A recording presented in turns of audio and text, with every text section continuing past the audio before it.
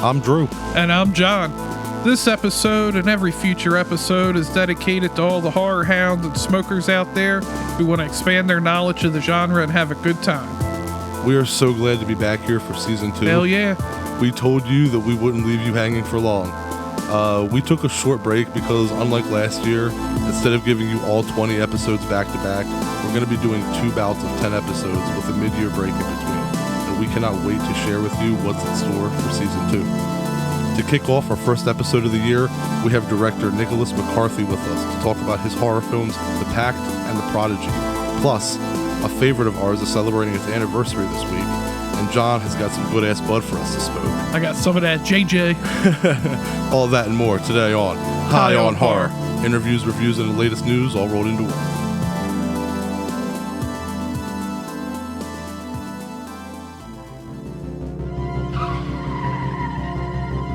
Now it's time for Strain Wreck, the segment of our show where John and I discuss which strain we're getting wrecked on in each episode. John's got some good shit for us today. I got that JJ. It's 22.29% THC. It's a sativa. And like you said, it kind of smells like that garlic breath. Yeah, it's got a garlic kick to it. A little bit of a garlic kick. It's like it has an earthy scent, a little bit of garlic. Keep the vampires away. And I got some more of them King Palms. This time we got Magic Mint. Yeah, I like that you chose mint because I've never had a mint flavored blunt before. I'm not a big fan of mint, but I've had just about every flavored blunt. I mean, when you're a blunt smoker, it happens. You're going to taste every kind of blunt. Watermelon, I despise, but watermelon always comes up somehow. So I'm interested to try mint. I mean, this is either going to go nice or I'm not going to enjoy it, but either way. I was thinking maybe it might have like that like menthol to it. Yeah, but, I mean, either way, you're going to get me high as shit. So yeah, I was surprised you picked mint because I bought mint. I had the banana cream. I've had their watermelon before. We had that for our season finale, I think. And the other one was mango, which I had before we got together. The mango one I wasn't a big fan of, but I really liked their watermelon, and I really liked the banana cream, so I'm hoping the mint's pretty good. Yeah, the banana cream looked amazing, but mint to me just, I don't know, something about that said like it could go really well if it's good. So I figured just give it a shot. But earlier, you had said that over the holiday you had gotten your fiance to watch the original Black Christmas. How'd that go? It actually went pretty well. Nicole had only ever seen the new one they did when she made me go see it in theaters. Not the 2006 one, the new one. Yeah, the 20. Well, I guess it's not new, but the newest one. It's like 2019, maybe 2020. Okay. Yeah, I know. I'm not concerned with the date either, but I know the one. But I was surprised she actually liked it, and then all the shit she gave me for not liking the new one. About halfway through, I said, "How do you like it so far?" And she's like, "Oh, I can understand why you didn't like the new one." I'm like, yeah, it didn't have anything to do with the politics. Just why is that movie called Black Christmas? There's like nothing except the only things they have in common is it's called Black Christmas. There's a sorority and there's a killer. Like that's about the only thing they have in common. But when Nicole said to you that you know, she could see why you don't like the new one. Was that because like now she like sees that the original was good and like appreciates it more than the new one? Does she now dislike the new one, or was she just saying like, oh, I could see the differences in these, that's why you don't like it? I think she still likes the newer one. I'd have to ask her, but come on, Nicole. she understands that the reason I didn't like it is because it's not the same movie. Like they literally just share the same title. Like, yeah, there's really no connection. But she was talking about the phone calls, and she's like, "Why wouldn't you just hang up?" I was like, "Nah, I would hang on just to see how like creative Billy got." And you're pretty immune to trolls too, so you can take a beating. He would just be able to say whatever the fuck he wanted to, and you would just laugh at him. I would be the Margaret Kidder. Who is it? Bev? I'm trying to. Bev? I think I'm right, but yeah, I would definitely be more Sorry, like her. I'm recovering over here. It definitely does have a mint flavor to it. But yeah, it's Black Christmas, as we said in our Christmas episode. That's I watch it every year. I just got the Scream Factory Blu-ray of it, and I got to listen to the missing audio, or the restored audio rather. I have to check that out. And it was definitely worth buying, and I'm glad that I get to see the film in its original intended viewing. the way you were intended to view it, rather. But yeah, that's great that she liked it. Now you got to get her to watch the 2006 one. Yeah, that one's not too bad. They just progressively get worse. And Margaret Kidder was Barb, not Bev. I knew it was a B. I couldn't say anything, bro. I was choking over here. I was. This blunt had me going. Sorry about that. How you feel about the men in there? Hold on. I mean, the smell, it tastes good. I'll be honest. I don't mind it. It's a strong mint. It's like a candy cane. That's a good example. That's the thing I like about these King Palm things is it's almost like what was it, the Salems that you would crush? Yeah, the camel flavor. crushes. The camel crushes. Yeah. I used to smoke those. Yeah. Yeah, they would either be regular, but then if you crushed them, they were menthol. Yeah, the blue. Yeah, it's kind of almost exactly what this is doing. Absolutely. So okay, let me ask you something else. Look, it's our first episode of the new year. I got to ask you, what horror films are you looking forward to this year? Let's get the obvious one out of the way. I was going to say Scream. Our most hyped up movie, obviously, for the both of us is Halloween Ends. But we also have, the new Scream, Orphan, First Kill, the prequel, The Black Phone, Jordan Peele's new film, Nope. Nope. The Hellraiser reboot, the Texas Chainsaw Massacre sequel, titled The Texas Chainsaw Massacre. I hate when they do that, just like Halloween did it, where they just use the title of the original film, even though it's just a sequel. There's Evil Dead Rise, Terrifier 2. So what are you looking forward to besides Halloween Ends? You just touched right there at the end. My number 2 is Terrifier 2. I'd love to get David on here again after that comes out. I'm excited for that. Scream is another one. I don't know about the Orphan one. Isn't Jeepers Creepers got one? Yeah, Jeepers Creepers Reborn. I mean, I didn't even mention that because I don't know how that's going to turn out. The hype behind that one for me is more of I'll see how it goes. I'm not going to put too much faith behind it after that third one. I have no idea what we're going to get into with this new one. The Hellraiser one, I have no interest. I don't know if you could consider it a horror movie, but Morbius coming out. I'm not a big Jared Leto fan, but yeah, Morbius, the Marvel movie, yeah. The trailers look real good.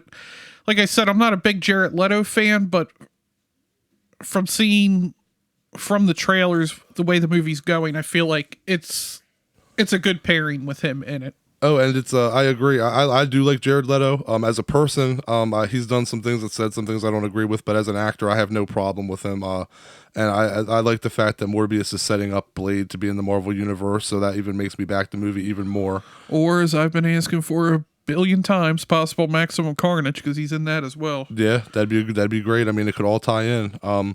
But for me, the three for me, the four after Halloween Ends, which is obviously the big one, like I said, Black Phone, and oh shit, yeah, I forgot about Black Phone. I don't know how the fuck I left that off the list. Yeah,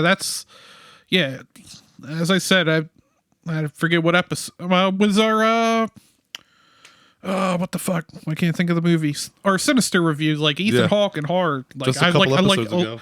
I like everything he's done, so yeah, I can't believe I forgot about Black Phone.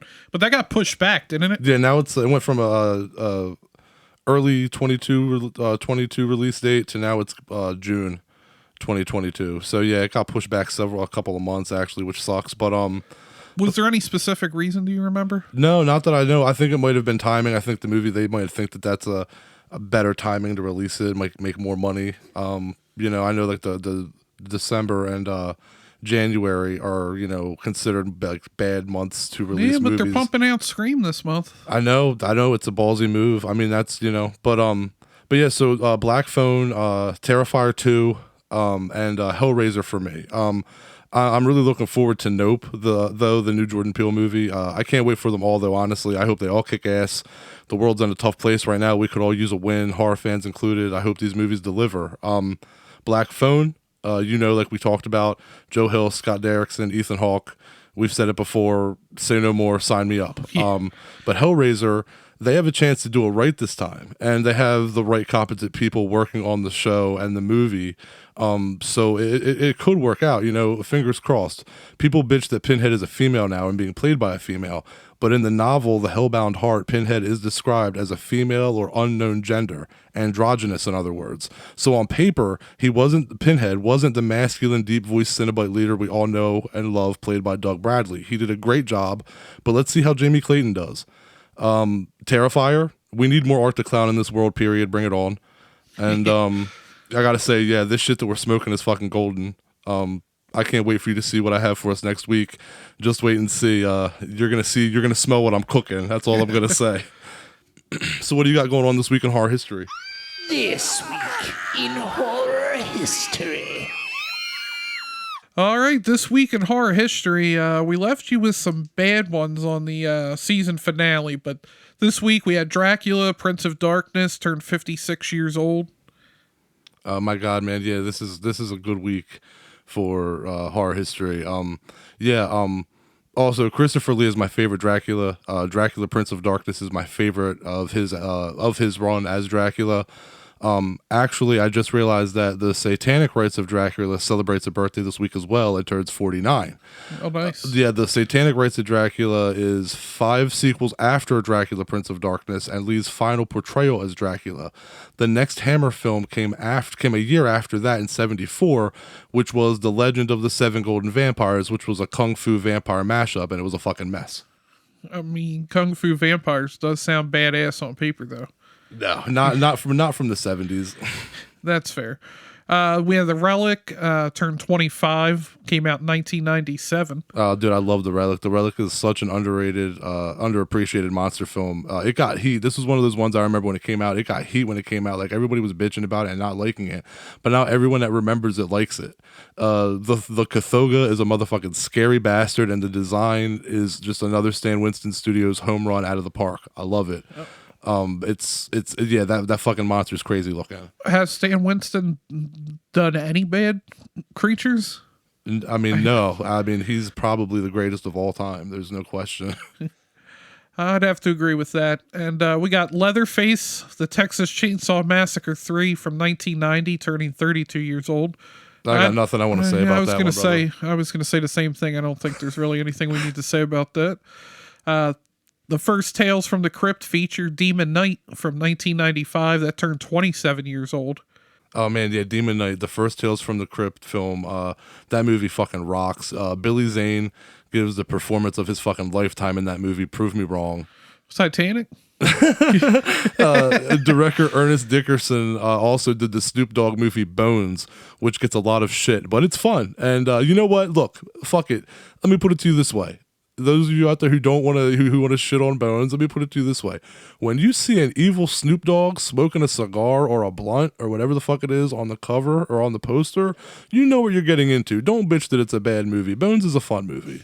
I have to say, the Tales from the Crypt, both of those features have badass names: Demon Knight, Bordello of Blood. Oh yeah. Demon Knight's a much superior film, but Bordello of Blood is fun, and yeah, the titles were. Dennis Miller was in Bordello of Blood, right? He was the worst part about that movie too. Yeah, I don't mind Dennis Miller, but it was weird to have him in a Tales from the Crypt movie. And he just like made fun. The whole thing was he hated being on set, so he like literally just like made fun of the movie while making the movie. Like even like his lines, like this seems like a bad Tales from the Crypt episode. Like he was very disrespectful and didn't respect the product, and that just obviously shows in the movie. So yeah.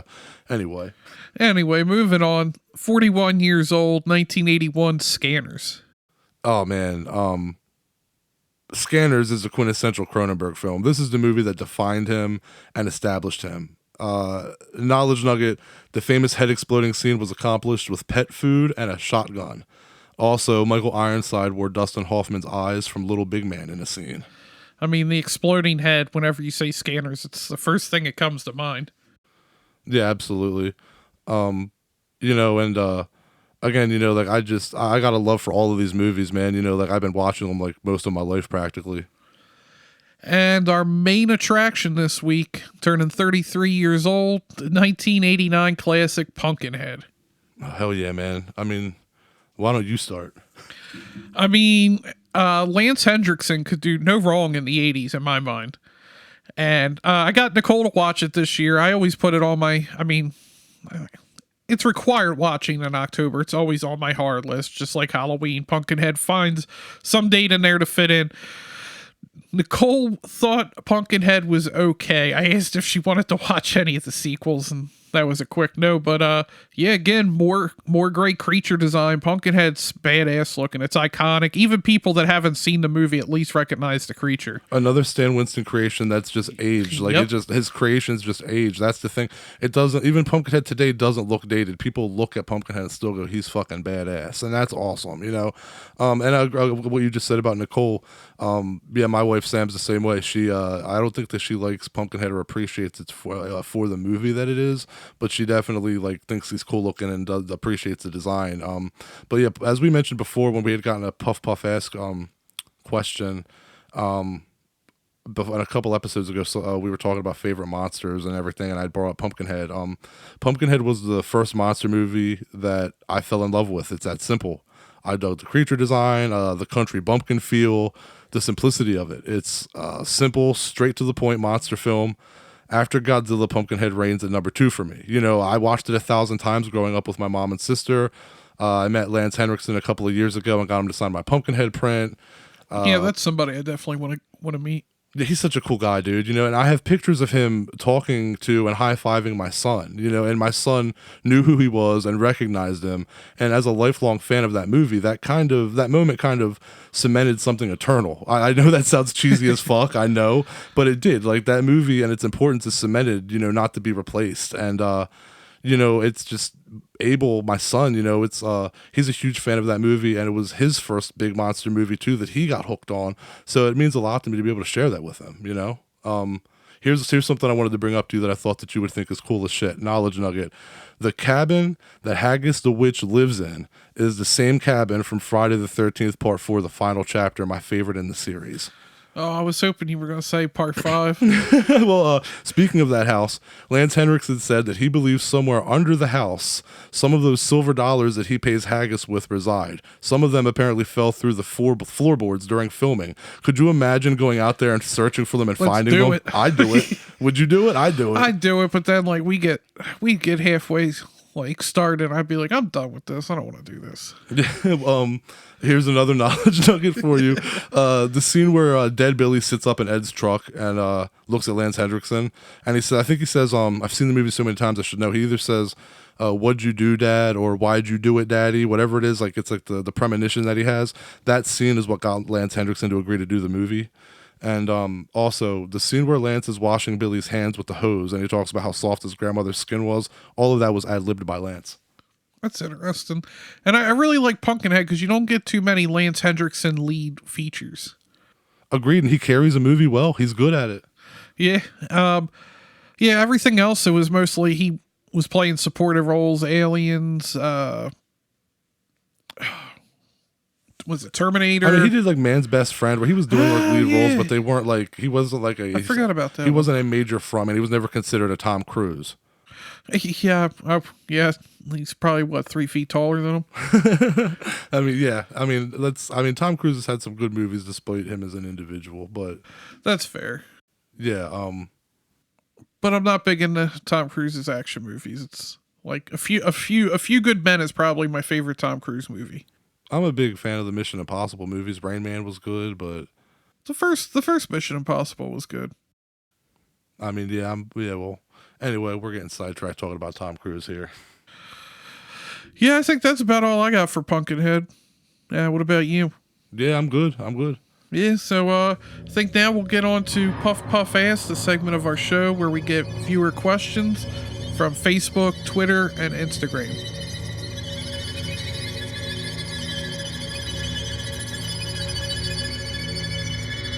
Yo, man. Puff Pass. And now it's time for Puff Ask, the segment of our show where we answer questions that you, the listeners, write into us on social media at highonhorror420 or email at highonhorror420@gmail.com or the website highonhorror.com. I'll go first. Chris from Lubbock, Texas. I hope I said that right. Lubbock, Texas. I think it's Lubbock. Lubbock, Texas says, hey, Drew and John, love the podcast. I get baked and listen to your podcast every Monday morning before work. You guys rock. Thank you, Chris. He says, I was going to say, you should find a way to listen on company time, get paid for it. yeah, that's the life right there. He asks, Chris wants to know, what's our favorite snack when we have the munchies and are watching horror movies? He says, I like fruit snacks and any kind of chip. Yeah, I'm going to agree with that, Chris. Any kind of chip is right. Right now, it's the hot spicy cheese curls by Hers. They're hitting the spot for me right now. I'm addicted to those fucking things. I've been eating a lot of that Chex Mix lately, but I would say for movies, I love nachos is always a go-to. Yeah, Doritos are the shit. But with the munchies, it doesn't matter. Give me some sour cream and onion and call it a day, or barbecue. Don't got that. Give me some classic. The chip game is real for stoners. But my favorite snack is the Hostess apple pies. I like to have one of the little Hostess apple pies with a cold glass of milk. And this is good. Yeah, and I like to just slam a pie down after a fat bong pack. But you remember I have that nacho machine from when I used to work at the movie theater and it closed down? Man, yes. I haven't used that thing in a couple years, but I used to go to the kitchen store and just buy bags of nacho cheese. Just have that shit running, man. Dude, I don't even want to know how much your fucking insides were probably made of nacho cheese for like a year. Oh, man. Dude, I never got tired of eating that when I worked at the theater. Like, I got tired of popcorn. I hate popcorn. Don't buy popcorn. It's horrible. I feel like you've seen Couples Retreat, yeah, where the one guy, his young girlfriend is like, oh no, I don't eat seafood. I've seen the shit they do. Yeah, I don't eat popcorn because I've seen how that shit gets handled. So that's good for me. And then understood, fair enough. Yeah, every once in a while I'll get a craving and I'll try and I'll be like, no. But I usually the other thing I like, but the only place I can ever get it usually is the theater, is them Pizza Hut personal pan pizzas, the pepperoni johns. Oh yeah, yeah. Those are great for the movies. And then always got to have a pib. Every time we go to the movies and they don't have those pizzas, you're always so disappointed. You go into like a depression fit. Yo, I was so mad when I went to go see Spider-Man Far From Home, or No Way Home. They didn't have it, and then when I left, they were freshly putting them out. I was like, damn it, I'm gonna go buy one. Did you went back and I went and bought one and took it home with me. Hey, you gotta do what you gotta do. I gotta say, I'm gonna be honest though, real quick. Let me cut in. I actually enjoyed the mint wrap more than this banana cream one. Really? Yeah. I love that banana cream one. Yeah, we're smoking the banana cream king palm this time. We got that Guptilla. We've talked about that one. We've talked about that one before. But yeah, I guess we'll get on to our second question. Glenn from Cincinnati, Ohio, Cincinnati. He wanted to know what some of our favorite horror movie quotes are. Ooh. Look, here's one you're probably not going to say, but I got to say it because of a guest we've had on. Wherever the red dot goes, you bang. Fucking A, that's a good one. That, I mean, anything Dr. Loomis says in the original Halloween. Yeah. Especially Death Has Come to Your Little Town. That was mine, 100%. I mean, nobody's seen it, but I mean, I have it right here as a sticker on my laptop. That's what I had John Carpenter write on his album when I met him. Freddie's got two good ones. Let's Get High. And the other one, I mean, it's the classic one. Welcome to Prime Time, bitch. I mean, those are probably our favorite lines, but if we actually were to... Dude, Freddie's got a lot of good ones. My personal favorite line of all time is your mother sucks cocks in hell. How did I forget about that one? Really? You forgot about that one? Ooh, I got one for you. Grab a tool and bang. Fucking Elvira. And start banging, yeah. Here, Poltergeist. They're here. That shit still sends chills down my spine every time I hear it. I also like from Poltergeist, you moved that tombstones, but you didn't move the bodies. Yeah. What about Here's Johnny? I mean, that's a classic. Garbage Day. Oh God, you bring it up again.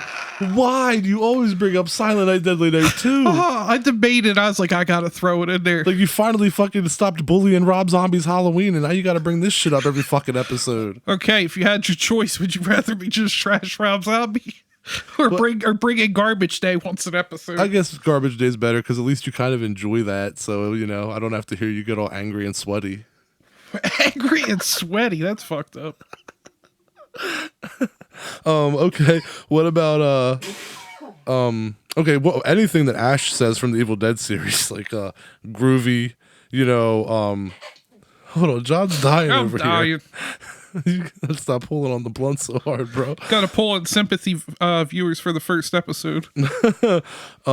All right, what about, I know we just talked about Rob Zombie, so I'm gonna say it, Captain Spaulding, played by the great late Sid Haig. One of my favorite lines of all time is in The Devil's Rejects when he is point blank facing a gun at his face, and he does not back down an inch. He fucking calls the perpetrator a crazy pig fucking dumbass pussy piece of shit. That dude Captain Spaulding had balls, man. Come on, I love Captain Spaulding. I haven't seen the movie, but I have seen that clip. The Dawn of the Dead, when there's no more room in hell, the dead will walk the earth. Come on. I was thinking also the Alien series. Well, I guess Aliens, although I guess it's more considered an action than a horror, but whatever. It's still hard. Get away from her, you bitch. Yeah. Or the classic Bill Paxton, Game Over. Game over, man. Oh, you came over, man. We'll tear your soul apart. Hellraiser, classic. Oh, it was funny because one of the ones going in when I read the question that I forgot just popped in. One of the first ones I thought of was Jesus Wept. I mean, oh yeah, that's legendary too, man. That's I didn't mean to call you a meatloaf, Jack. American Werewolf in London. Going back to the Jesus Wept, I got somebody on my Facebook posted Bible script and Jesus wept. So I posted the photo of Frank with all the hooks in his face and it said Jesus wept. He quickly deleted my comment. Oh my God. You always just gotta push those buttons, don't you? Not always, but a lot. I mean, dude, oh my God, there's so many quotes. And the answer was, what's our favorite? Like I said, I guess mine's Your Mother Sucks Cocks in Hell, but I mean, honestly, I could keep listing quotes all fucking night. That's a tough question. Death has come to your little town. That's your answer? Yeah. All right. Who it's classic. Who else can deliver lines as good as Donald Pleasance in horror movies? Agreed. And what other movie could have a line like Your Mother Sucks Cocks in Hell and have it not be taken like funny and have it actually just be like still vulgar and still just like uncomfortable of a statement to make? I'm telling you, I want her to autograph that on something for me one day, but I don't think she will. I don't know. She just might charge you extra for it. You never know. I mean, you'll have to wait and find out. Money, I'm going to say probably money worth it. If she did it, I'd agree. I mean, it'd be pretty. I don't know if I've ever seen anybody like have I that said, sign before. I'm still jealous of your Freddy figure out in the other room. Oh yeah, because I got him to write "Let's Get High" on it. Oh yeah, man, that was great. That and it's my Dream Warriors figure. I had to get that. And I mean, you do have my quote on Carpenter's album because I true, told you, damn. I said if I met him, that's what I would want him to write. Right, that's definitely true. Yeah, so we definitely either that or the blackest eyes, the devil's eyes. We go. So what's our favorite Jason quote? Wherever the red dot goes, you bang. There you go. That works. Don't forget to write in your. Oh, hold on. A revelation. A revelation indeed. A friend with weed is a friend indeed, but a friend with gold is the best, I'm told. What about Judd Crandall from Pet Sematary? You don't want to go down that road.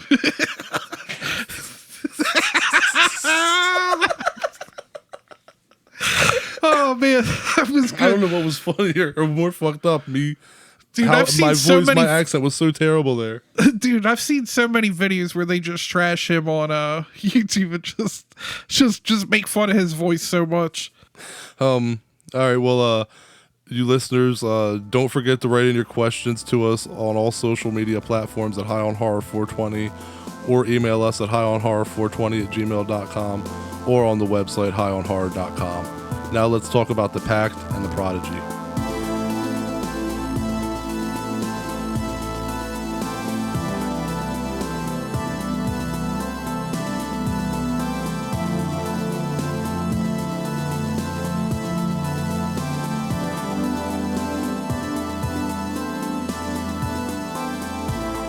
All right, we'll start with The Prodigy from 2019. And we have Sarah and John Bloom, played by Taylor Schilling from Orange is the New Black on Netflix, and Peter Mooney. They have a son, Miles, played by Jackson Robert Scott.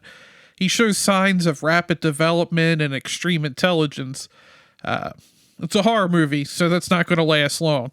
Everything turns into a livid nightmare when Miles' behavior becomes increasingly erratic and violent by his 8th birthday. After seeking help from 2 experts, Sarah's horrified to learn that her prodigy may be under the influence of a dark and supernatural force. Miles hurts his babysitter during a prank. He claims he has no knowledge and doesn't remember anything.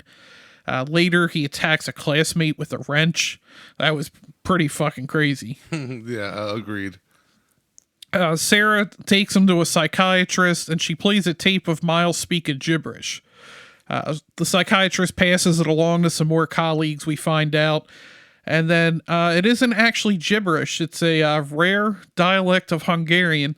And earlier we talked about some of our favorite lines. Well, maybe add this one to the list. Translated, "I'll cut your eyes out and watch you die, whore." How was that not one of our favorite horror quotes? Maybe because it was Hungarian. It's harder for us to say. That's true. Well, now in comes Arthur Jacobson. He's an expert on rebirth and reincarnation. Sarah refuses to believe Miles is the host for an evil spirit. His dad, John, leaves for a bit after Miles recorded his parents' bedroom with a baby monitor. That's some, like, creeper shit. Agreed. Right there. Yeah, that's 100% creeper. Dude, I don't know how I'd react to that. It's pretty wild. Like, agreed. Like, what the hell's wrong with you? Well, You definitely know there's some problems. There's something going on. Something like, ain't real. right. Yeah. Miles says he's sorry and that something inside of his dreams is telling him to make room. After some therapy sessions with Jacobson, the word Skarka is clawed into the couch.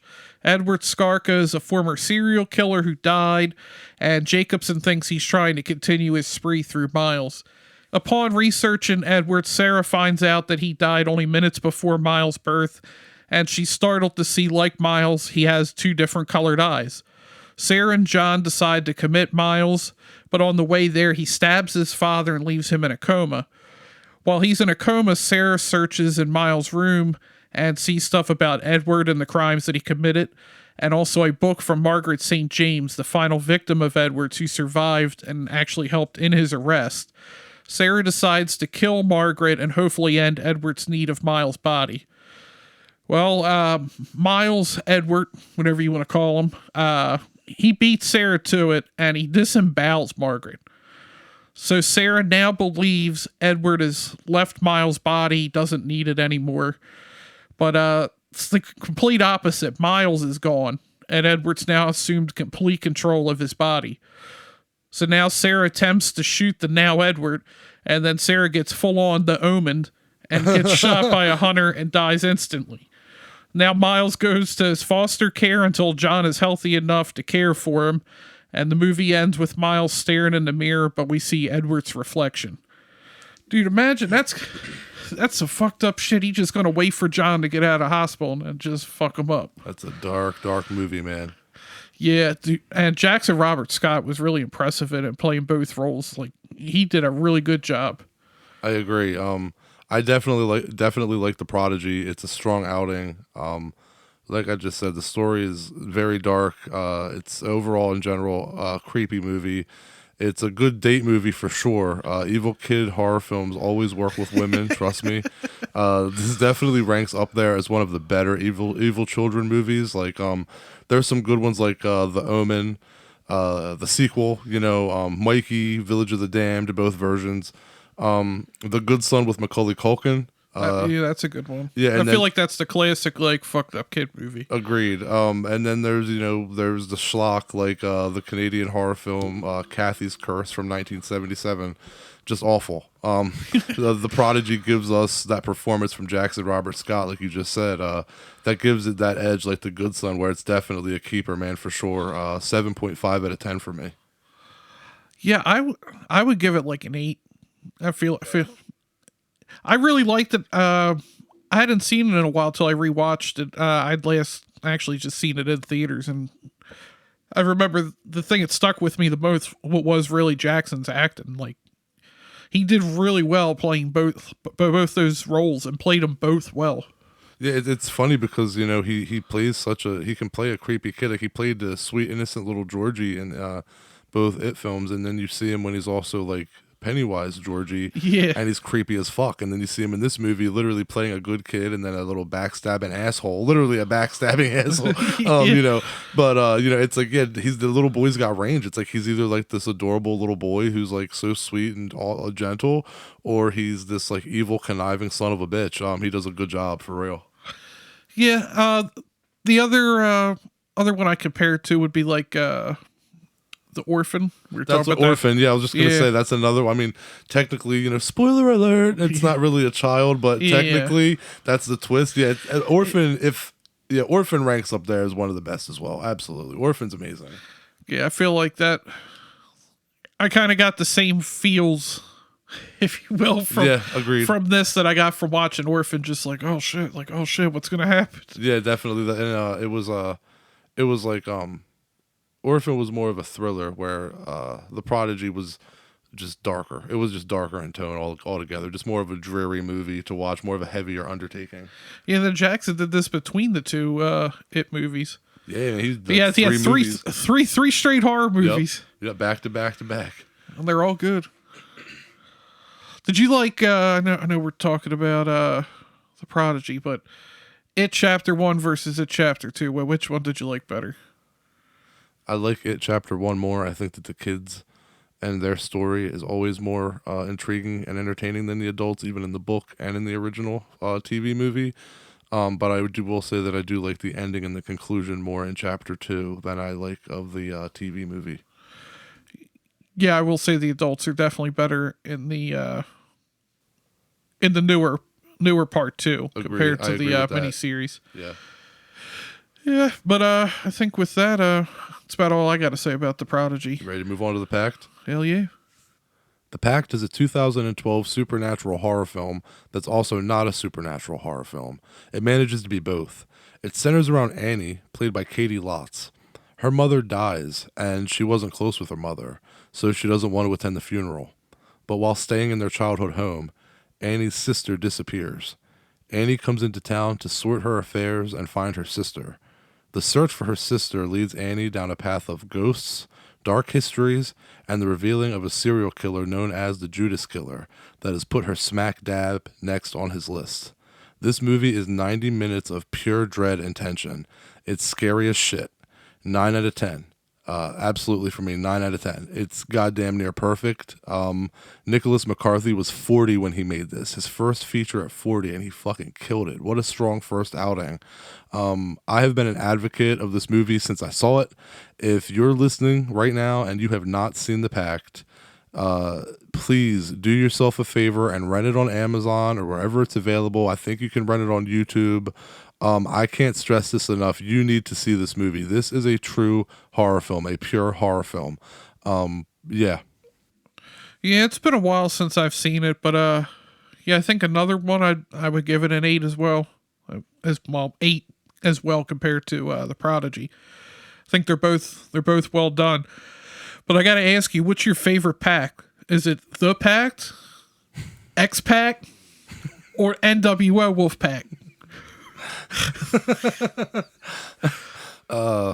NWO Wolfpack. Oh no, I'd probably go to the Pack the movie.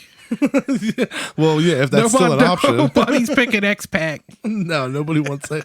Why again with the wrestling references? I don't. Okay. It works. I mean, you got wrestlers in horror movies, right? Yeah, I mean horror and wrestling. Why not? I mean, Booker T was in one from episode 2. You wouldn't be you if you weren't always throwing something in to fuck me up. Yeah, I mean that is my job. But yeah, we had the monster from Stranger Things is in this movie, and the main actress Katie Lotz, she went on to carve out a nice role for herself in the Flash universe. I like how you said the monster from Stranger Things is in this movie. Like you just like it's at the actual Demogorgon. It is. You just opening that mouth with that tongue. You're just acting like it's just like a Demigorgon just like hiding in the walls. It's the actor Mark Stager who plays the Demigorgon. He's the monster. Could you imagine just having a Demigorgon that's actually in what your wall? he's credited with on Stranger Things, though. It's just listed as the monster. Oh, no kidding? I don't know why they don't list it as a Demigorgon. I don't know. I mean, So I'm the one being technical over here this time. well, you do you, boo boo. You don't mislabel his name.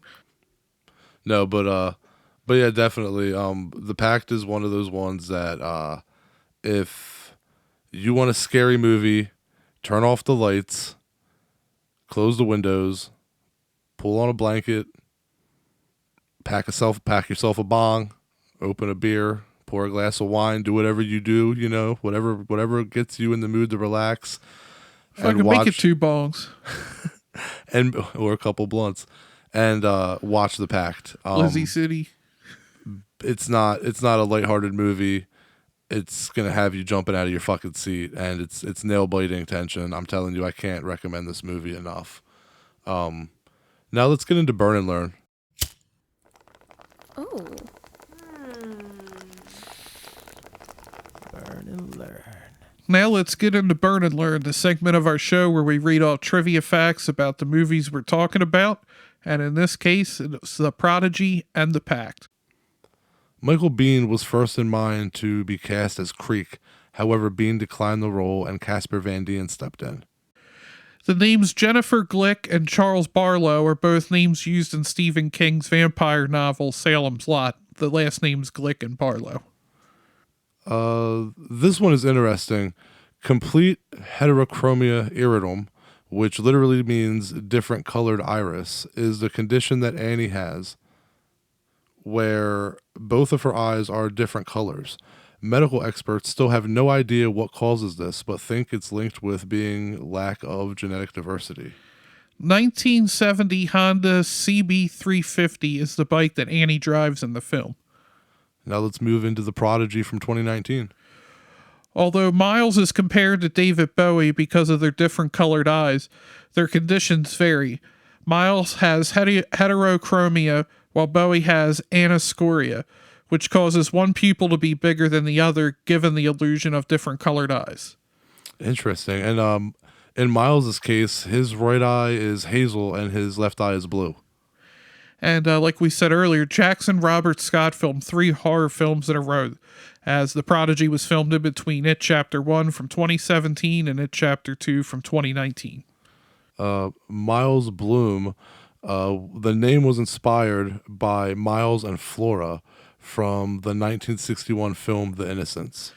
The character of Miles shares a birthday with the actor Calm Fiora, August 22nd, who plays Arthur Jacobson in the film. And now let's talk with the man who directed both of these films, Nick McCarthy.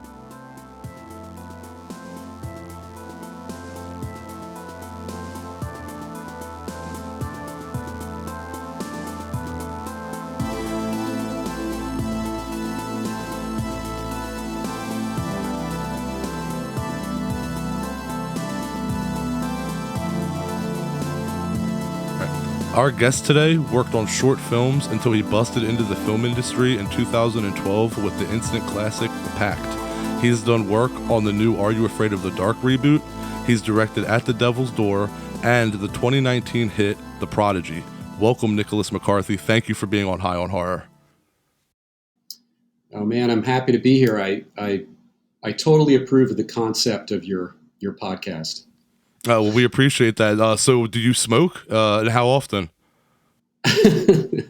Well, let's just say those days of heavy smoking are behind me in my middle age, but I am no stranger to the devil's weed.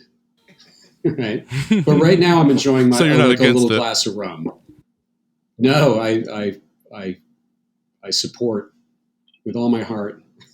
Like all my pocket friends. Yeah. I saw one of you guys just blew some smoke too, right? So Yeah, I was going to ask, happening. well, what is your favorite way to consume? Is it smoking, edibles? It never was edibles for me. It was always smoking, which is becoming more and more old school, right? but like a Yeah. joint, just a joint, like it's like the 1970s. That's how I like it. You know. It still does the job. Yeah, I guess I'm more of an older stoner in that mindset that I prefer smoking compared to the other stuff. If I'm only going to pick one, it would just have to be just smoking the flower itself. Yeah. No, there's a romance to it. That's true. Now, you have a lot of horror on your resume. What attracted you to the genre? Well, I mean, I guess like it's a familiar story, you know, like I think the more horror fans that I meet, the more I realize I'm, you know, like we all sort of have a similar story where it just sort of is somehow programmed into our brains, right? Where like you see something as a little kid and it's like you're drawn to it like a magnet. And so I didn't know, you know, why I was doing everything I could to watch every kind of horror movie that I could growing up. It just was the thing that I needed to do. And I didn't really know anybody else who really liked any of this shit when I was a kid. And because of like, I grew up in New Hampshire, and when I was really little, we had like 7 channels. We didn't have cable. I actually grew up when I was a little kid, we had a black and white TV. My parents were like the last people to get a color TV. And so I would watch, you know, what were essentially the only kind of horror movies you could see back then on television. I'm talking about like the late 70s, which were either, you know, 1950s science fiction monster movies, or, you know, maybe like, 1930s horror films, 1940s horror movies, sometimes a Hammer film, or made for TV movies, which there are a whole bunch of those that just completely destroyed my brain when I was a little kid. And so it wasn't until I actually saved up money to get a VCR that like, you know, the whole sort of world opened up to me of what the genre, you know, was. And it was really about seeing all these forbidden movies then. I could finally see, you know, the Texas Chainsaw Massacre. But, you know, there were these sort of seminal theatrical experiences, you know, that I had as a kid. I saw Jaws when I was really little. I went to a revival screening of Evil Dead, the first Evil Dead, when I was 13 years old with a couple of friends. Nice. And my dad took me to see An American Werewolf in London. And so by the time I was in, you know, high school, I was fully, like, I was wearing an Eraserhead t-shirt and would go see every horror movie that would open the day it would open. And I actually remember, you guys will appreciate that, the day Evil Dead 2 was released, I got completely baked with a friend of mine and went and saw the very first show. And it was like seeing Jesus or something, that movie. Like, it was this sort of seismic shift in my sort of consciousness, seeing that film like that opening day. But yeah, it's like, it was always there. And it's like home video. And then any time something would show, you know, whether it was a new movie or whether it was a revival. And since my family had moved to the Boston area, there was a lot of theaters that were showing, you know, revivals. Like, that's how I saw, you know, Alien, and that's how I saw like a whole bunch of different great horror movies, like Rosemary's Baby. I saw Suspiria in a theater the first time by myself in a virtually empty theater when I was about 16 years old. And so I feel really lucky, you know, that I got to see those. And also back then there wasn't a lot of context for them. There was Fangoria, you know, but there wasn't much else to sort of put it into context. I just had to see what it was, you know? So. Yeah. And would you say that like would you say it would be like the Universal monsters and things like that's what really got you into the genre when you were younger? Well, it was, so here's the thing. Like, when I was growing up, I would read about, you know, that whole generation, like you know, baby boomers, Spielberg and Joe Dante, who were making these genre films, John Carpenter, you know, and I wasn't old enough to see, I mean, I saw Jaws, but I wasn't old enough to see, John Carpenter's first few movies until a little bit later. But they were part of this generation that was watching, the science fiction horror movies in the 50s, but they also all got turned on to horror because all those movies, the classic Universal films, and a lot of those 50s science fiction horror movies, they came on television in the early 60s in this thing called the Shock Theater package. And basically what it was like, there was a thing called Shock Theater, and I don't remember who hosted it, but it was like, one of the first horror hosts, if not the first horror host. And this whole generation of kids got turned on to those movies. And when I started to watch horror movies, when I was a kid, those same movies were still on TV. It was like the last gasp in like the late 70s and the early 80s. And that's, how I saw, I don't remember seeing Dracula or Frankenstein, but I saw The Wolfman, I saw Hammer films, and I saw a whole bunch of different 50s horror movies. This one in particular called The Thing That Couldn't Die, which remains a pretty obscure movie, but it's about a severed head that hypnotizes people. And like, I would sit and watch these movies by myself, right? Like sort of beamed into my 8-year-old brain. And so, it was those old movies that just sort of, rewired me, along with those made-for-TV movies like Are You Afraid of the Dark? That was a big one. And Trilogy of Terror, that was another big one for me. Well, actually, it's funny you just brought up Are You Afraid of the Dark, because that's what I wanted to bring up next. The Tale of the Haunted Woods. Oh, you know what? I say don't be afraid of the dark. Are You Afraid of the Dark? There's Don't Be Afraid of the Dark, right, which is the right, TV okay, movie. Okay. That's what I was talking about. Are You Afraid of the Dark was a little bit later. I but totally got ahead. mixed up. You're correct. Thank you for correcting me. I did. No, but I said okay. I called it. Thank you for correcting me again. I'm sorry, I'm baked. Sorry. I'll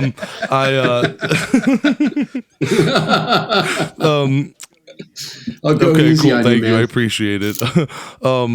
Okay, so I thought that the Tale of the Haunted Woods was like the best episode of the newer series, and that was the one that you wrote. And again, your name popped up to me when I saw it. I'm like, damn, this dude is just whenever your name pops up, it's usually I'm not greasing your wheels, so to speak. I'm just I'm like, damn, like every time his name pops up, it's always something I like, and it was cool to see your name attached to that. So like, is it true that the film was canceled because it was going to be too dark? Weren't you attached to that?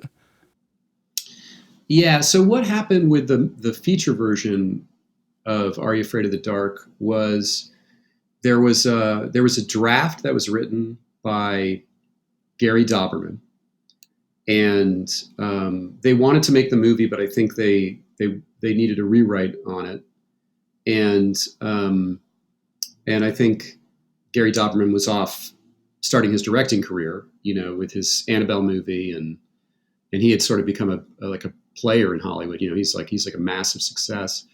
So a guy named Ben David Grabinski rewrote the Are You Afraid of the Dark as a feature, and he did a fantastic job writing it.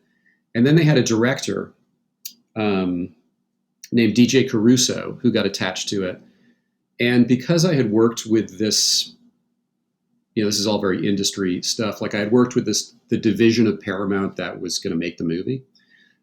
They asked me to come in because I had written a couple things before for them to sort of, just sort of change it to basically how DJ wanted some things that were different. So then I did a pretty big redraft of it. And, but yeah, the movie didn't get made. It might still get made.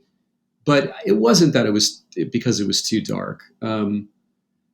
It was that the TV series started to go at the same time, and I think there was sort of like a conflict of interest there, where they thought, well, why don't we wait to see how the TV series does? Okay. And that led to me then on the second season of the TV series, and Ben David had done the first, to come in and really my relationship with the Are You Afraid of the Dark second season is pretty limited. I wrote an entirely different version for them originally, pitched a different version that they went for, and indeed it was judged as too dark. And I was kind of like thinking to myself, like, didn't you just see this movie I made, like, with the little kid talking about putting a cock in his mouth or whatever? Like, it was like, I think it was a little bit too dark. And so essentially what they did when they made it is they took a different concept that I told them would make a great series, which is this idea of the story of the Shadow Man. And so I sort of came up with the concept for that second season of Are You Afraid of the Dark? And then another writer who I'd worked with before, it was really his baby. He kind of took that concept that I had come up with and he wrote those, whatever it is, like 6 episodes, and sort of rewrote the first one that I had done. And at the end of the day, like, it was a great experience, but yeah, maybe I'm not the guy who's got to, should be writing horror for 9-year-olds. Were you a fan of the original series at all? Yeah, but the original series, because of how old I am, was sort of like, by the time like that Nickelodeon series was on, I was already, getting high and watching, Cannibal Holocaust, so it's sort of like the serious stuff. Yeah. Yeah. But I have a great appreciation for Are You Afraid of the Dark? Like it's, and I sort of did when they asked me to work on the feature, I sort of did a crash course where I just watched a ton of them. I read this great book about the making of it, which had like a complete episode guide too. And when I was working on the TV show as well, I was watching a lot of the originals, and I made sure, because it wasn't, I don't think in the first 2 drafts of the feature there was much of a callback to the original, and my version of the feature had all these different monsters and characters from the original series in it that were showing up. So we'll see if they ever make it. I mean, it's such a cool series. Like, Hollywood is in such a weird place right now because of the pandemic. I don't know, like, people don't know really what to do with except for Marvel movies. But hopefully they'll get to make an Are You Afraid of the Dark feature. And the whole idea was to sell it that it wasn't for 9-year-olds. It was for like, it wasn't going to be rated R, but it was like PG-13. Like I wrote a bunch of real scares into it. Yeah, it was a little more edgy than just like the common like kid horror. It's not the house with the clock in its walls. It would be a little bit more than that. I totally get you. Right. All right, well let's talk about The Pact, man, because I fucking love that movie. It's so funny because when I first saw that movie, I loved it so much, man. I still love it. I passed that DVD on to so many people. I literally swear to Christ, I told my wife, I'm like, yo, I'm interviewing Nick McCarthy for the podcast. He's the director of The Pact, and she goes, oh my god, that movie scared the shit out of me when you made me watch it. I text my sister and I tell her, hey, I'm directing, I'm interviewing the director of The Pact, Nick McCarthy, and she goes, oh my god, I hate that movie. It's fucking terrifying. And I'm like, it's like I liked it and I passed it on, and it really, everybody that I know in my circle appreciated it just as much as I do, and I thought that was so like unique, and it's such a refreshing horror film. And I actually, during the Sinister commentary, I don't know if I'm sure you're familiar with Scott Derrickson. He mentioned The Pact during the Sinister commentary, and I actually reached out to him on Twitter, and we kind of had like a back and forth about how amazing The Pact was. So I thought that was like, I thought that was really cool. And I wanted to ask you, so is the poster for the film, was that with you, being a horror fan, was the poster a nod to A Nightmare on Elm Street? Well, the poster, I had nothing to do with the poster, because that was actually done. It was done for the British release of the movie, and I wasn't involved in it. There's actually an earlier poster, which I have framed in my house, which was just before they made it, even before we made the film. And it's this beautiful poster with this image of this little girl looking through this, sort of opening this door. And the tagline is, "Some doors should never be open." And I always thought that was very evocative. And for me, that moment in A Nightmare on Elm Street that you're talking about is like, as like a mega fan of A Nightmare on Elm Street, like I was sort of like, oh, Nightmare on Elm Street. But actually, it was the poster for The Frighteners is what I thought of when I saw the poster. Totally, totally. I frankly never, yeah, right. And I frankly never liked the poster that they went with. And I think, but I do, one of the really cool things with that movie was that, it came out at this time when physical media was still like a thing, like streaming was, in its infancy really. And the people who financed the movie would send me different, sort of releases of the Blu-ray and DVD of that movie from all over the world. And I have like a Japanese one and a German one and a French one. And there's a German one that is that cover, but they did like, I think it's it's one of those like slip cases, slip cover. And it's an embossed, it's that face, but like embossed, like coming out, which I thought was really wild. That's pretty cool. But yeah, I mean, like Nightmare on Elm Street is a movie that, in that particular scene in A Nightmare on Elm Street might be my favorite scene in that movie. And that was a huge movie for me when I was a kid. And it's a film that just recently I've watched several times because there was something else I was writing and I kind of kept thinking about it. But I think it's cool that you made that association, but no, that I didn't have anything to do with it. Okay, well, I mean, and once you mentioned The Frighteners, though, bam, I saw that too. So it's kind of one and the same. I totally get that. I totally saw The Frighteners too. That never even popped into my mind though. But back again to your you're being a horror fan. In the commentary to the Pact, you mentioned how there's some nods to Suspiria and opera, some specific scenes, and you talked a lot about Argento and Giallos. Are you a fan of like other Giallos and Giallo directors as well, like Sergio Martino and Aldo Lado, and people like that? Yeah, I mean Martino in particular, like the more you watch those movies that he made, that run of Giallo films that he made in the early to mid 70s, they just keep getting better. And one of the things as like as someone who so much of horror is experienced on home video, right? It's like, it's watching something at home on Blu-ray or I guess like, on Shudder. Those films were so, they weren't really well like understood when I was young and sort of coming up and watching, bootlegs of Italian movies. Like that's how I had to see a lot of Argento films. Like I actually remember opera was like when I was a teenager was like the new Argento movie that I had read about. And it was released in Italy. And I used to trade VHS tapes with this guy who had a lot of rare shit. And I remember he sent me the very first home video release of opera. And it was, I guess when they had made two versions of the film or they had released two versions of the film in Italy, and they basically cut it down so it could be like, basically like a PG-13 rating. Oh, wow. So the first time I saw opera, it was on a VHS that looked like it was from a fucking 19th generation. Like it looked like shit. And it was cut. And it also didn't have any English. It was in Italian. And I sat there and like watched that movie, like that tape, like over and over and over. And yeah, I mean, I think for me, again, it's a similar story to a lot of other horror fans. Like I saw Suspiria.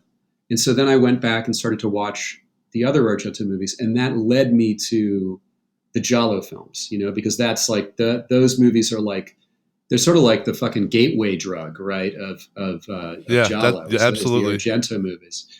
And so as those films were getting released first on DVD and then Blu-ray, it's just like, you sort of get to know the language of them, and I think when I made the Pact, the idea of, it was sort of like, that movie, which I wrote very quickly, it was sort of like, I used to do this thing with a friend of mine where we would get together every Thursday night. We'd have a movie night, and we would make a lot of margaritas, and I would like always program a double feature, and he was a guy who wasn't necessarily a horror fan, but he was interested in anything that I wanted to watch. Like he just was like, he was this really good dude who would just like, he just appreciates movies. And so for years before I ever made a movie, I just would show him, and, and a lot of times I'd be seeing these things for the first time, like Sergio Martino films, like we'd watch Torso or Case of the Scorpion's Tail or whatever. And we'd also watch slasher movies, and we'd also watch supernatural horror movies and like the J-horror films. And that movie, The Pact, it's sort of like, it's kind of like, looking back on it, it's a little bit like if you made a low budget version of kind of a movie like The Ring, where there's like something supernatural happening to someone. There's like some, seemingly malevolent ghost. And then 20 minutes before the end of the movie, it becomes a slasher movie, Right, and right. When I made the movie, my friend who we used to do these movie nights with, he's told me that the movie felt like a sum total of everything we had watched over the past like 5 years, But Giallo films were like I continue to be a huge fan of it. Agreed, and Argento was also my gateway as well.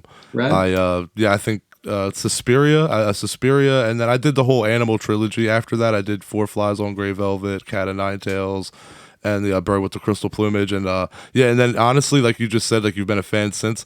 That's like the biggest thing for me. Like my horror ever since Argento, my Italian horror just blew up. Like half of my collection of movies is like all Italian, and I'm like, besides actual horror, Italian horror, like, well, I'm not gonna say actual horror, but besides like like the 80s horror and things like that, like the majority of my collection is like kind of overtaken by the Italian horror films. So it's really funny because it's like a drug. Once you watch them, even though the formula, there's always like there's always attractive people in the films. There's always stories that compel you. There's always the murder mystery element. There's always the good.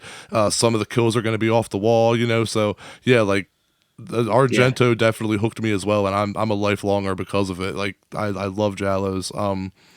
But okay. Anyway, like let me move on. So The Pact started as an 11-minute short film, and I watched that. And you explained that the short film was more of a metaphor, whereas the feature-length version is more literal. Now, what made you want your first horror film to be The Pact? Like, what about the story made you say, this is going to be my breakthrough film? Well, the strange thing about it, and I might have even talked about this on that commentary, was that, like, when I did the short, I didn't intend it to be a feature, and for so many years, I just sort of I would make short films, and I would just watch a lot of movies, and I started writing scripts, and I was trying to figure out how movies got made. And, the years were going on, and I didn't really know how, it's like, it's just this big mystery of like, how do you get a movie made? And I think when I did the short film of The Pact, I made this great decision. In retrospect, I didn't, know it was a great decision at the time, which was that at that time I was married, I had a little kid, and I had like credit card debt. I was, barely getting by with the job that I had, and I had this dream of making movies, and any sort of normal, rational person would have given up on their dream at the place that I was at, But I wrote that script for the short, which was like 10 pages long, and I gave it to my friend Sam, the same guy who I would do those movie nights with, and he had produced a short that I had done before that. Produced meaning, he made some phone calls, and that short had cost $600 or something, and I gave him the $600, and he said, "I like this. It's really creepy." And I suppose if I really thought about it, I could remember where it came from, but I liked this idea about this, just a character piece about this woman who is kind of using the idea of, her recently deceased mother as a sort of, that her ghost is there as almost like comfort when she's denying the fact that this woman used to, physically abuse her. And so the difference between that short and the other ones I had made before was, it was the second time I was working with Bridger Nielsen, my DP. And this time I said to him, I want to shoot it like a horror film. And Bridger didn't really know too many horror movies. And I showed him scenes from Suspiria. And I remember I showed him a scene in the Antonioni movie, Blow Up. Because Antonioni, while his films are, have a sort of pretentiousness, and they're very much art films with a capital A, there's this great chilly, creepy atmosphere to them. And I was like, I want to create this. And I didn't really even know the tools of how to do it. I would just say, I want the camera to do something like this. And Bridger would say, well, that's a dolly shot, and a specific kind of dolly, you know what I mean? And what happened was that that fucking short film, I had taken all that stuff that I had distilled from Argento and Carpenter, and I had sort of put it into this little movie, and I made something scary. And I didn't realize I had that power in a way until I watched the movie. It got into Sundance, and I went to Sundance, and I was sitting there. It was a midnight screening. It played before a feature, and I was sitting there as this packed audience. And at the end of that short, when Jewel Staite, the actress, walks towards this door, you could just hear a fucking pin drop in that theater. And it's because I had watched all these movies from the 30s. And in those old horror movies, they didn't really understand where to put music, because like sound was like a new thing. Right. So there's those scenes in those movies that are just like dead silent. And I at some point I was watching one of those movies and I was like, this is so strange, like that there's nothing. So I told the guy who mixed the sound for that Pact short, who was this like Emmy Award winning guy who was, doing this thing as a favor for me. When she walks to the doorway, I said, just take everything out, except for her footsteps. And then we recorded, it wasn't even Jewel. It was like some woman who was there at the post house breathing. And I remember this sound mixer said to me, you can't just have that. You have to have something more. And I was like, well, let's just do it, and see if it's like nothing except for the footsteps and the breathing.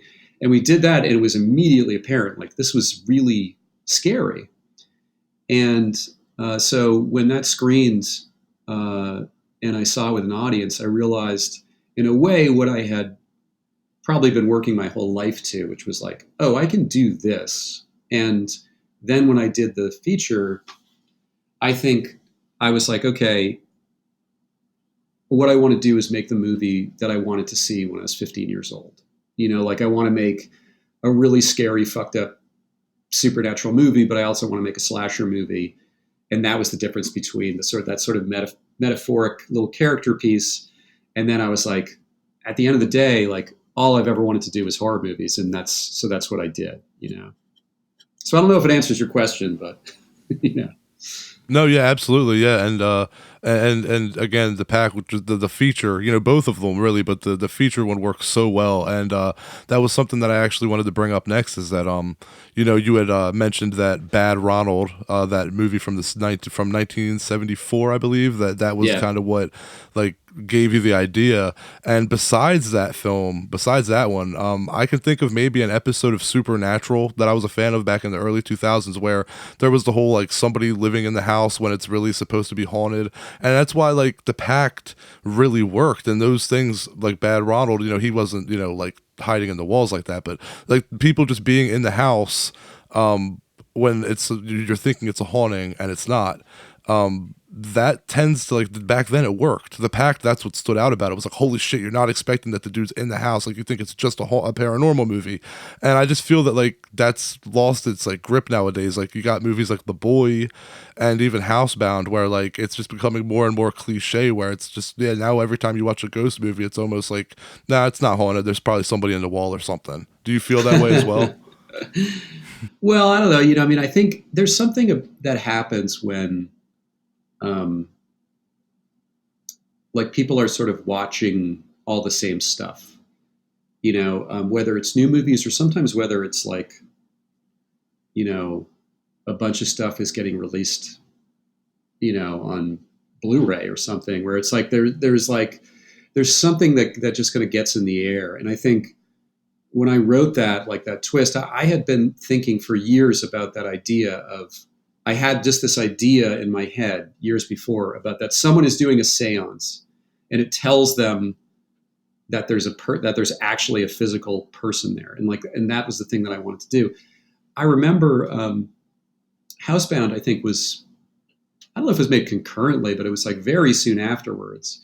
The Boy, I think, was definitely a ripoff, but I think that in a way, like but I can't fault this guy, because the truth is maybe he didn't see the Pact. Like maybe it's just this stuff gets out there, because then there's the idea that someone says, "Did you see this movie where this happens?" And someone takes it. What was actually funny is like I met Brent, the guy who directed The Boy, because if someone I knew him. And she's like, "Oh, you should meet my other friend who directs horror movies." And so I hadn't seen The Boy, and so I watched it because I knew I was going to meet him, and we got to that ending, and I was like, "Huh, like this is going to be awkward," but like I never talked to him about it because I don't think he had ever seen the movie, So I ripping off is flattery, and I also don't think that ripping off always. It's not as clean as like someone just saw something and they're imitating it. Sometimes it's just something that's just like out there,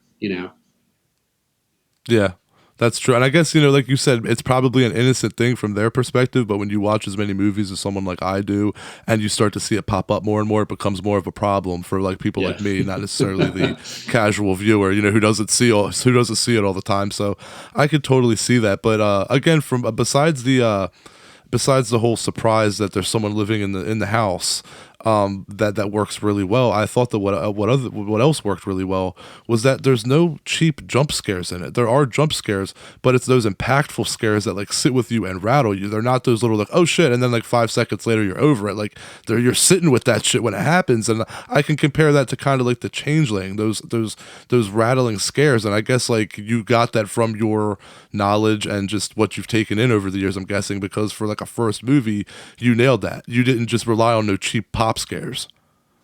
Yeah, and jump scares are interesting because when they work, like for me, some of the best and most memorable moments in horror films are the jump scares. Like I'm thinking of like when I was a kid seeing Jaws, the shark pop out, and but in particular Ben Gardner's head popping out of that boat, like just fucking masterfully done. And that was a reshoot that Spielberg did himself with his own money because he knew he wanted to have that moment like that. And also American Werewolf in London. And I think like there are those, and I think in those Ari Aster movies, there's a couple of those too, where you're just like, they completely sort of leave you sort of unmoored, unanchored in this movie because you're like, what the fuck's going to happen?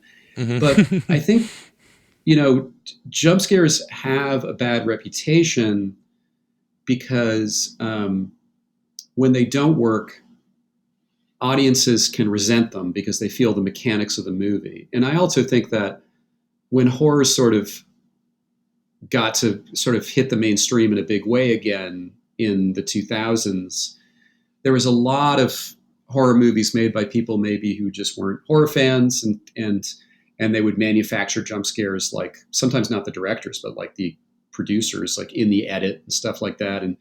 And what happens is like after a while you can smell it, like that this is like, oh, that was cheap, Yeah, but absolutely. When they work, it's like, it's just candy, Yeah, I can agree with that. Yeah, there's plenty of jump scares that definitely get me. The one that I think the greatest jump scare for me, I'm just gonna throw this out there real quick, is from Neil Marshall's The Descent, when the main female actress, I can't remember her name in the movie or the actress's name, but she's standing in the window looking out the window, and then like the pipe flies through the window. It's like her nightmare. Yeah, it gets pierced by that thing. Shit, dude, every time I watch it I know it's coming and it still gets me, and it's like, yeah, I can't criticize that because that when they're intentional because they know it works, that's one thing. When you're relying on that, that's another thing. So you had said that the house that the Pact was filmed in was abandoned, so that was like a godsend because you could do like whatever you wanted with the place. But I wanted to ask you, was there any downside to that? Like, did the water not work, or were there any like technical issues with the place that caused issues while filming? That's interesting. So, like that house was on this property that was this. It was where this like sort of mega church had been. It was like one of these sort of like nouveau Christian, basically like rip-off artists, like, you know, like this preacher and his wife had this chapel there. And I think the way that some of these places work is that because it's not for profit, they have to sort of shore it up. And so they had a couple of houses on this property where they had the church that were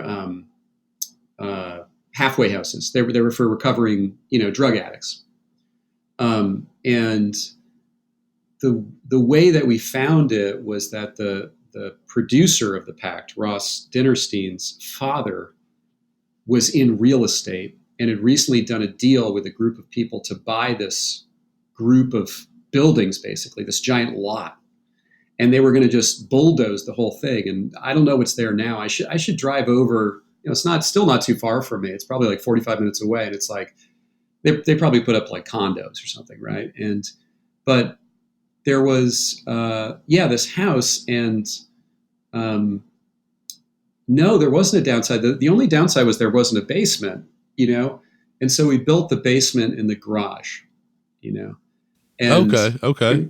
It really was like this amazing thing. And one of the ways that I remember structured that movie is that, you know, there's a point when they sort of bust through this wall into the secret room, right?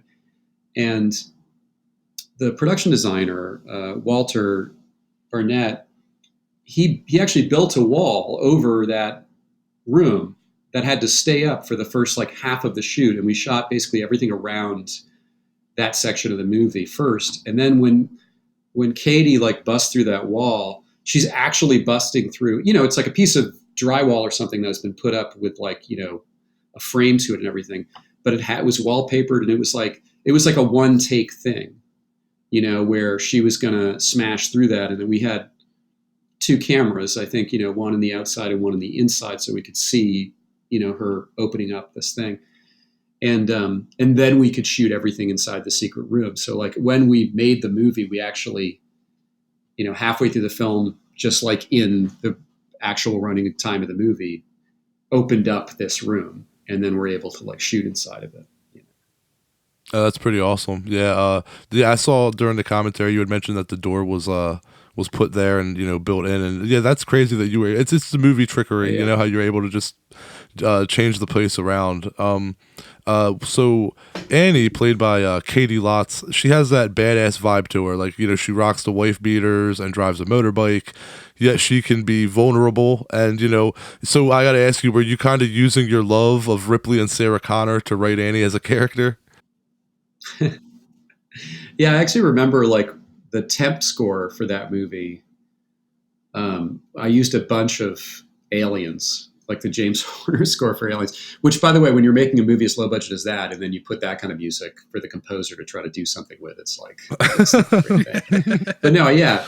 I mean, I think I remember when we were like, you know, casting, the whole thing was to find someone who had that innate toughness, which of course, you know, Sigourney Weaver did, you know? And when Katie came in, she was like the one person we saw who was like that. Like it's like, you can't cast that. She just had that. Like, she's just like that girl is hard, you know, like she just has this sort of hardness to her. And it was really cool. And I remember as soon as she came in, I just knew right away. And I said that's her. And I think we saw other people. You know, I remember Michael Biehn was going to be in that movie. And there was a whole insane thing. Well, I mean, I've never told this story. Like, so the producer of the movie had just made a movie with Michael Biehn called The Divide. And so he had a good relationship with Michael. And I had, you know, never made a feature before. And then this thing was going to get made. It was really exciting. And Ross was like, well, I really think we should consider putting Michael Biehn in it because, you know, it would be good for the movie. And I was like, Michael Biehn, like, fuck yeah, like that sounds great, you know? And so then I remember Ross was like, well, he's not going to just come in and audition, you know, because this is the guy who was in fucking, you know, these fucking Cameron movies and Tombstone. And like, you know, it's like, so you should just have lunch with him. And I was like, all right. So we go to this place in Hollywood to have lunch, and Michael comes in with his wife, and which was a surprise. and he sits down with me, and because I knew that like most people probably would talk to him about aliens, you know, or you know, like the movies that are like his most famous movies, The Terminator. Like, I was like, what am I going to talk to him about, you know? And so I watched the movie Rampage, which was a 80s movie that he did with William Friedkin. It's sort of an obscure William Friedkin movie, which is mostly a courtroom drama about a serial killer. And I, because, you know, I wanted to ask him about something that he doesn't get asked about, right? And so I'm sitting there, and Michael Biehn is like, has this like serious sort of like method intensity. He's one of these guys who's always like really serious. And I was like, you know, what was it like to work with William Friedkin, one of the legendary directors?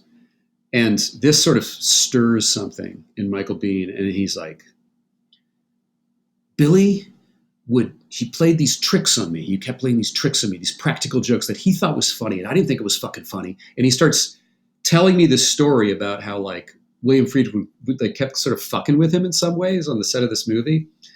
And as he's telling the story, it's like reaching the climax, which was something about William Friedkin playing some trick on him, which he felt like humiliated him or something. And Michael Biehn is like leaning forward across the table and saying, as he's telling the story to me, so I said to him, Billy, don't you fucking do this ever again. And he's like screaming at me as if I'm William Friedkin, right? And I'm sitting there just like frozen. And I'm like, Michael Biehn is, you know, and then I look, and Chris Helmsworth is sitting in the restaurant looking at us, right? And then over at another table is Joe Dante. Oh, nice. And I was like, okay, this is, I'm definitely in Hollywood at this moment. So, but yeah, we ended up not doing Michael Biehn, and then we ended up we didn't cast the role, and we were shooting, and that's how Casper Van Dien came in, and that was a whole other just totally weird thing, like working with him. I mean, he's a really good guy, but it was just so surreal working with him, you know, because all I could think of was Starship Troopers like the entire time. Oh yeah, absolutely. Yeah, that and Sleepy Hollow for sure. He always stood out in Sleepy Hollow to me. Yeah. All right. So let's get into talking about The Prodigy, man, because we want to cover that as well. My first question for you is, I want to know, was The Prodigy inspired by the Cujo novel at all that you know? Because when I first saw the film, that's what I thought of, because in the Cujo novel, you know, it's hinted at that Cujo's possessed by the serial killer from the Dead Zone, Frank Dodd. So the whole, like, you know, the whole serial killer transferring to another person thing, I was like, I wonder if Cujo had any say in that. Do you know? You know, because I know you didn't really write the film, but do you know if that was any, if there was any like idea behind it? That's amazing. I mean, I read Cujo when I was a kid. I don't remember that. Jeff Bueller wrote the movie, and Jeff's like done so much. And I had met him before I had done anything. He directed the movie he wrote the movie The Midnight Meat Train. Mm-hmm. And when I met him, I was like, oh my God, you just wrote like an adaptation of a Clive Barker story. And then years went by, and when I directed a couple movies, I was given the script, which was called Descendant, which Jeff had written as it was called a spec. Like he wrote it for free because he had been a working screenwriter writing, basically, like horror reboots. Like I think in the same year he wrote the Grudge reboot, the Jacob's Ladder reboot, and the Pet Sematary. Oh, damn. reboot, right? And so he really wanted to write an original horror movie, and he really wanted to write an Evil Kid film. And I got the script years before we made the movie. And what I really wanted to do with that film was to direct someone else's script. And I wanted to direct a studio movie, you know, like I wanted to have that experience to see what it would be like. And I remember reading the script, which was the essentials of that original script were like what ended up on the screen, The Prodigy. But there's a lot that ended up getting changed through working with Jeff. And then when in production, we were like rewriting stuff. But it was the scene, the hypnotism scene, where the kid says this completely filthy X-rated thing. And then that the lead character decides she's going to like, basically like murder a disabled woman to like get to get like her son back. And it just felt so perverted to me. Like I was like, and I said, I want to make this movie. His like, I think where the mythology came from with him was probably the movie Audrey Rose. There was not a serial killer who was possessing the kid in Audrey Rose. But I think when I talked to Jeff, I can't remember, because Jeff is one of these guys where like, he's seen every horror movie. And one of the first times I talked to him, I said, you have this hypnotism scene. And I was like, I want to do this movie because that hypnotism scene reminds me of the hypnotism scene in The Exorcist. And that's one of my favorite scenes in The Exorcist. It's like a small scene in the first like 40 minutes of the movie where Regan, you know, she does this thing where her hand is up. Mm-hmm. And that's where she grabs the psychiatrist by the balls, right? Right. And I love that scene. I love the way the way that room looks and the way she looks and the music in that scene. It's one of my favorite scenes in any horror movie. And I said to Jeff, like, it's great. This is like this expanded version of that hypnotism scene in The Exorcist. And Jeff said, there's a hypnotism scene in The Exorcist? Like he didn't know, shit. You know, like he didn't remember, you know? But because Jeff is brilliant and he works really fast and he comes up with stuff. And I don't think he had read about this idea of people who were, you know, that someone would be reincarnated inside of a kid, because it's talked about in the movie. And there's a little bit of video footage of these people who claim that their child was the reincarnated soul of like a fighter pilot in World War II. Right. And there was a book written about it. I think he had maybe was hip to that. And that's what motivated him to write it. But man, no, that blows my mind. Cujo, I've completely forgotten. That was the movie the book that Stephen King wrote, like completely coked out of his brain. But that was the one that he said he doesn't remember writing because he was so high. Correct. Absolutely correct. Yeah. And that's a lot. Yeah. A lot of people don't bring that up because the movie totally like just disregards all that. It's just a dog with rabies. So yeah, like that's why I was like, whoever wrote The Prodigy did their homework if that is a nod to Cujo. But either way, the story works. No, we didn't do our homework. Well, I met Jackson Robert Scott at a horror convention, Monster Mania, a few years ago.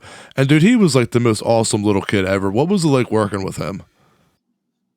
Jackson's just fascinating. I mean, he's really gifted. And what's remarkable about him is that he couldn't be more different than when the camera was off. And sometimes it would be like, we'd have some scene that would be really intense where he would be crying. And I'd be sort of leaned in and then I would say like, okay, cut. And then he would just spring to life and like be dancing. And like, I mean, he's an incredible actor, really special little kid. And there was a moment I think that where we thought maybe we'd lose him. Like we couldn't get him for the movie. And it was a heartbreaking thing. Cause it was like, we just can't imagine that movie without him, you know? But, yeah, Jackson was amazing. And like, you know, my kid is about the same age as Jackson, and she came to set and like the two of them would hang out, and they did like we were both in the same hotel. We were in the same hotel room. We were in the same hotel. Jackson and his mom were like downstairs, and my daughter and Jackson, like, you know, when Jackson wasn't working, made one of those iMovie trailers. That's like the fake horror trailer. Have you seen this? I don't know. It's like, yeah, kids do this, right? And yeah, and they made a horror movie trailer with Jackson. You know, it was like We should have put it as like an extra on the Blu-ray. Like it was like they did this thing, because that's the weird thing is at the end of the day, you work with like a child actor, and it's when they're performing, it's sometimes easy to forget that they're kids because they have this sort of intensity, Yeah, I mean, he did such a great job playing both roles in that film. And he did this between the two It films. Was he already in mind for this role, or was it like an audition process? Well, he did come in and audition. It was a thing where the auditions originally were like self tapes for these kids, and I just saw so many kids who like at home would do scenes, and then seeing Jackson, I sort of sent word through his parents, like, we'll have him do it again, but try it like this. And he did that a couple times. And then he doesn't live in LA, and him and his, I think, dad came to LA. And that was like the final audition. So yeah, I mean, he had done It. And so we knew him from It. And I think he hadn't shot his scenes for It too. Yeah. Yeah. But basically, because those It films were also shot in Toronto, just like The Prodigy, and then I think his Lock and Key show was shot in Toronto. Like basically, that family is like ensconced in that city now. Yeah. In the movie, he wears a lion shirt. Was that supposed to be intentional because he's a Leo? Ha! No, I asked for that because I thought it was a sort of piece of symbolism. Like. I liked this idea of putting this ferocious animal on this cute little kid because of what he was, it's funny. I didn't know he was a Leo. And the other thing I thought was really interesting is the language you were talking about from the hypnotism scene. He speaks Hungarian. Where that's not a normal one. It gets chosen. Like where did Hungarian get chosen from? I that was all from Jeff Bueller, and I think I remember joking with him about like, how's this movie going to play over there? But we had someone who, coached him on that, like on the Hungarian dialogue. And the thing about Jackson is like, he knew all of his dialogue from every scene, like just always, like he had this capacity to just fill his brain with that stuff, so he was great, and I think the little song that he sings, the melody that he hums, Joe Bishara, the composer, had written that for us before we shot the movie. And so we had it on set for him to learn so he could hum it, So He had, you said you had somebody on set that spoke Hungarian, so that really was like a rare, like, dialect, or I think or no, was it just kind of messed around with? I think it might have been. I actually can't remember now what we did with that. I think maybe the guy who was doing that maybe he changed it a little bit. Just kind of made his own version. Yeah, or maybe it just is straight Hungarian. You'd have to ask someone who can speak Hungarian. Yeah, and the end of the movie, it feels like a nod to The Omen. Like, and it's a really dark route that it went.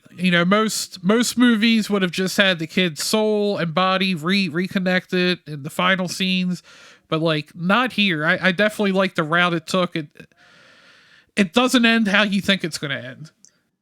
Well, it's funny because this was a studio film, but it was for a division of MGM. MGM is already a small studio, and it was just a division of MGM. And so I don't want to say we were left alone, but the process was not like there weren't so many people that were hands-on with it. And I kind of wondered, like going into, you do these test screenings, like how are people going to react to this? And you never know. Like we showed the movie to the head of the studio before we did the test screenings. And it was like, a sort of rough cut of the movie. And I was sitting there in this screening room. It's a terrifying experience for a filmmaker to, this guy in a suit sitting in the back, next to a phone that he can make a phone call at any time. Like literally, there's a phone there. And that guy, Gary Barber, he really liked the movie. He didn't talk about the ending. He had a couple of notes, and one of them was like that the murder of the woman at the end, Margaret St. John, I think that's the character's name, played by my friend Brittany. he said that murder is so disturbing. The primary, like, there's a majority female audience for horror. I guess that's statistically the way it is. He said, you might want to think about toning that down. And so I sort of nodded my head and I said, okay. And then of course I didn't fucking touch it. If anything, we made it more disturbing. And then we screened it, and that was one of the highest rated scenes from the audience, because they're all surveyed, was like her murder. The ending, though, what basically the people who do these, like, they run focus groups and they look at all the cards, concluded after 2 screenings of the film, is that if we had a different ending, people would have been more satisfied with the movie, they say. And I remember being on this conference, like, we're in a conference room and there's like a conference call, and the guy from like the place that, does the survey, surveys the whole audience and has kind of distilled everything. It's like, it's like market research. And he was saying on like the speakerphone, he's like, maybe if he had an ending where like the spirit of the kid came out and then, and you could see the serial killer, and then the lead wrestled the serial killer and killed, and then she was reunited with her son, like that, that would be really satisfying. You might be able to get the score like from 70 to 80 or whatever, And I really, leave it to the fact that the head of Orion, this guy John Hageman, he just was like, no, fuck it. I'm not going to spend any more money in this movie. And I like the ending. I think it's cool and fucked up. And like, he just was sort of like, at the end of the day, the movie, I think, it was scoring well enough. And John is a little twisted. The guy he's no longer the head of Orion, but he's just had his little twisted sort of mind. And that's one of the things he liked about the film, was that it was dark. And so he just left it alone. And of course, that was one of the things I liked, was that it ends on this dark note. So. Yeah, and you said you wanted to get a chance to experience the studio process. Now that we went through that, how did you like the studio process overall? Well, I think I had a good experience on that film, but it's going to be different for a different project. It's going to, I have other friends who shall remain unnamed who've made studio movies who left, battered and bruised, and, saddened that their thing got butchered, and of course I would make another one if it was the right thing. But for me, it was just all about having that experience and seeing what it was like. It's not that that's the thing. It's like, at the end of the day, if I can just have a career making a series of kind of interesting horror movies, that's fucking good enough for me. I mean, like, I remember seeing David Cronenberg speak years ago, and he was talking about his career, and he said, yeah, I guess I've made a career out of being an obscure director. That's what he said. And I was sitting there, and I was like, Cronenberg was one of my heroes. And I just was thinking, that's what I want to be, is I want to be the guy who made a career out of being an obscure director. And which, by the way, when you're, say, like, married, your wife doesn't want to hear that, like, but so, so we'll see. Just so you know, guys, I have just a few minutes here because I have someone coming over. Okay. So I'll ask you one more question here. You've talked about all of our favorite directors: Argento, Carpenter, Cronenberg.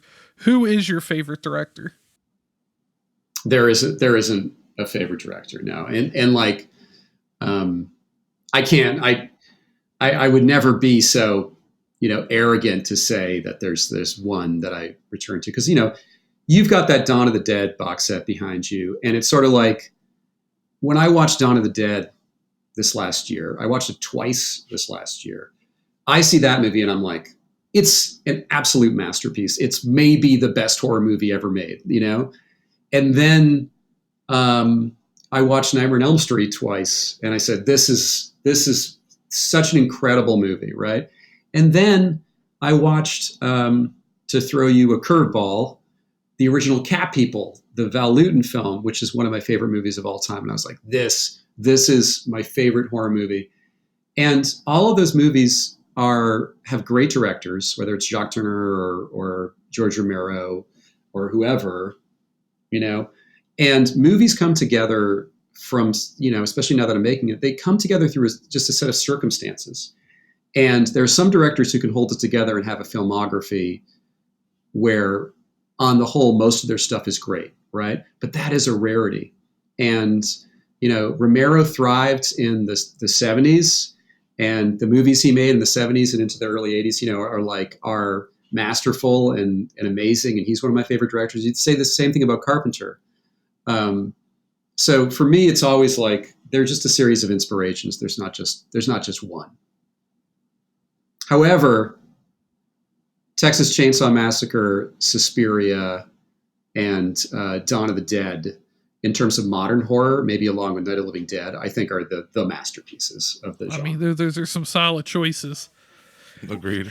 Yeah, not like controversial at all, I realize, And lastly, what projects do you have coming up, and where can people follow you on social media to keep up with your projects?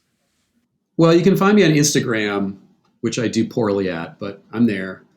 And, since The Prodigy, I've been a screenwriter. I've done a bunch of stuff that people haven't seen because I've been what they call a script doctor for horror movies. I wrote a horror movie for Tyler Perry. I've done a bunch of stuff that was great. It's one of the things in my career that I've always wanted to do. But a lot of that work sort of, I was working on stuff through the pandemic. I wrote a movie for Adam Robitel. I don't know if that'll ever, get made. I just worked on this horror comedy called The Blackening, which they just shot.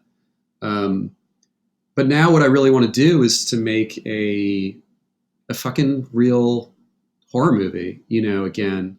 And so right now there's a script I wrote called I Have Bad Dreams, that we thought we would make it this year with James Wan. He's a producer on it. And I'm so proud of the script. It's the most twisted, disturbing thing. I think that's one of the reasons why so many people have not wanted to make it so far, but we'll see if we can make that. And then another thing that I've been working on is I made an Easter short film for a horror anthology called Holidays. And I've been working with the guy who owns the rights to it, who was the producer of that and was the head of Orion Pictures, on doing a feature version of Easter. And then I'm also, like right before I was talking to you guys, I'm also writing another spec that's a totally twisted horror movie that's all about, well, I don't want to say, but it's all about meditation and trance and a kind of seance. But, so I think 2022, this is the year I'll get back behind a camera and make something, and I'm psyched for it. That's awesome. Yeah. It's good to hear. And we just wanted to thank you again for joining us today. It's been a blast talking to you. Yes, thank you, Nick. Oh yeah, and like I said, I'm super into the episode I listed of your podcast. I greatly appreciated strain wreck as a thank you, as a concept. It's awesome. Thank you. Yeah, great to meet you guys. Thank you. It was good talking to you, Nick. We appreciate you. Thanks to all the horror hounds and smokers out there for tuning in to our debut episode of season 2. And thanks again to Nicholas McCarthy for being our first guest this season. It was awesome to have a Jalo fan on, and he really wants to do a really scary movie next, and we're all fucking here for it. Oh yeah, man, let's do it. And join us next week when we have fucking Hail Satan, bro. Joshua Michael. That's from the Righteous Gemstones, but we're going to be talking to him about Last Shift, and I'll work in some Righteous Gemstone talk as well. And everybody out there, make sure to follow us on social media on Facebook, Instagram, Twitter, and TikTok at High on Horror 420. You can email us at highonhorror420@gmail.com. Also, check out our website, highonhorror.com. Sign up for our newsletter. You'll get guest announcements and our latest episodes sent directly to your inbox. And we'd like to thank Josh again, as always, for editing and producing our messes here. And I think that'll about wrap her up. Catch you later. Bye, everybody.